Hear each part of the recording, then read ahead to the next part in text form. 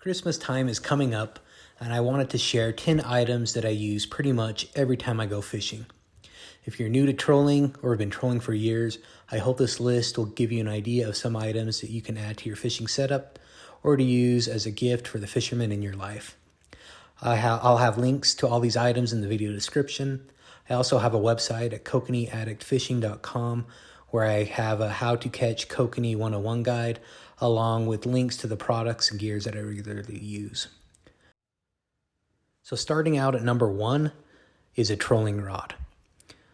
When trolling for trout and especially kokanee, you want a very flexible rod. A good rod acts as a shock absorber.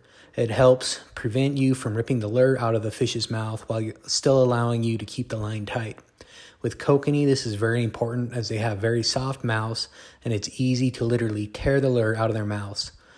I like about a 7 to 8 foot trolling rod. My current go-to fishing rod is the Velocity Ninja trolling rod. They're very flexible and also very strong. I'm actually surprised I haven't broken one of these, even bringing in larger fish. Number 2 is a line counter reel. When trolling, you want to be able to easily and consistently repeat what's working. Having a line counter on your reel allows you to put the same amount of line out time and time again. It also allows you to easily use the clip weight method of getting your line the depth you want without having to guess how far you're really out. I'll have more about the clip weight method later in this video. My all-time favorite reel is the Daiwa Lexa 100. This reel is small and compact, and I really like it. I've tried several others, and this is by far my favorite. Number 3 on my list is line. I've tried many different types of line, and the line that I prefer is P-Line CCX copolymer in 8-pound test. This line will give you some stretch, and it's stronger than traditional monofilament. It's also very affordable. I've been using it for the last few years with great results. Number 4 is a net. A good net is an invaluable tool for kokanee fishing. Kokanee tend to turn into acrobats as you get them close to the boat. Many a fish have been lost in the netting process. I highly recommend a net with a long handle so that you can get to them at the beginning of their acrobatic routine. I've been using an EGO slider net that has an extendable handle. I also recommend getting one with a rubber netting as your hooks don't get caught up as easily and it's easier on the fish. Number 5 is lure storage. When trolling, you end up using a variety of lures that typically have a leader tied to them. It's important to have an easy way to keep things organized. The Lindy Rigger kit has worked great to fulfill that purpose. I can easily store my lures without them getting tangled and also have them ready to swap out at a moment's notice. Number 6 is a rod sock fishing sleeve. When I'm done fishing for the day, I usually leave a dodger and a lure on my rod so it's ready to go for the next trip. Or I'll pre-rig what I want to use the night before. I found that using these rod socks work great to protect your rod and lures when they're stored. Number 7 on the list is a fish finder. There are several different options to consider when purchasing a fish finder. At a minimum, I would recommend that you get one with GPS so that you can mark your fishing spots and easily navigate in the morning and in the evening hours when it may be dark outside. Having GPS built into your fish finder will also tell you the speed you are trolling at. I personally use the Humminbird Helix line of fish finders. There are several options out there. The Helix series, you can also network the fish finders together along with networking into your trolling motor.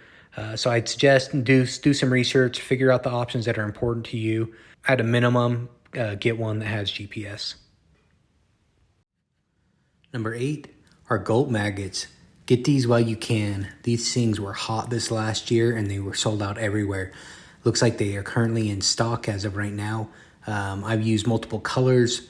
Primarily, I use pink. These work on kokanee. They work on trout. They're great to tip your lures with.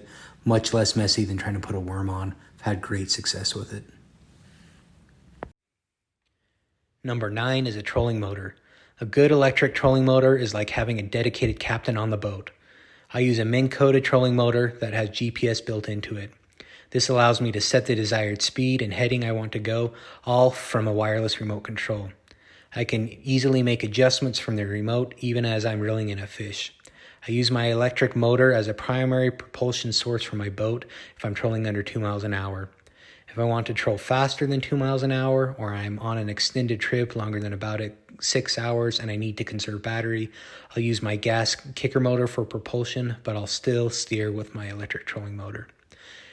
When people are first getting into trolling, this is one of my number one recommendations when you're initially outfitting your boat for trolling.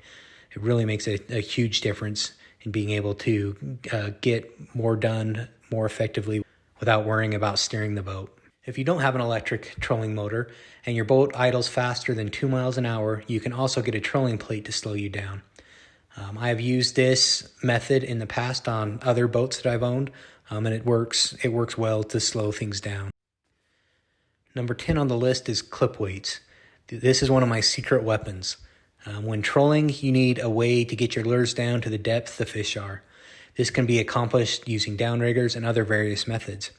I have 4 downriggers on my boat, and one of the methods I still use regularly to supplement my downriggers is clip weights. I have a whole video on how to use them. There'll be a link to the video right here, and also you can find the link in the description. I found this method to be very effective and that it often outfishes my downriggers. It also works great when the fish are close to the surface. These are the clips that I use. And here's a starter weight bundle that I would recommend from a trusted source on eBay. I hope this video has been beneficial. If you haven't already, please subscribe and click on the like button. I'd love to hear what's on your top 10 list of items that you use every trip that I missed. Let me know in the comments below. Happy fishing, tight lines, and happy holidays.